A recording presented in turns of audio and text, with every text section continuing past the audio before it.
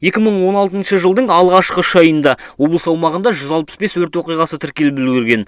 Олардан келген шығын көлемі 14 миллион теңгеден асып жығылыпты. Бұл және басқа да ақпараттарды орталық коммуникациялар қызметінің көшпелі брифингінде төтенше жағдайлар департаменті бастығының орынбасары Нұрлан Атығаев мәлімдеді. Төтенше жағдай департаменті мамандарының сөзінше, көбінде өрт жағдайына адам факторы себеп болып отыр. В огне погибли 7 человек, в том числе один ребенок.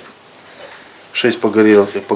Өрттен 7 адам қайтыс болды, біреуі бала, сонымен бірге 6-ы түрлі деңгейдегі күйік жарақаттарын алды. Биыл былтырғы жылмен салыстырғанда өрт саны ұлғайып отыр. Адам өлімі де 4 жағдайға артып отыр. Бақ өкілдерімен кездесуде мамандар өңірдегі тасқын қаупіне де тоқталды. Сөздерінше, республикалық маңызы бар жолдарда су басу қаупі басым 65 учаске анықталған. Ал облыстық маңызы бар жолдардың 127 шақырымы дәл осындай жағдайда дейді. В этом году проведена была большая работа и по поручению Акима.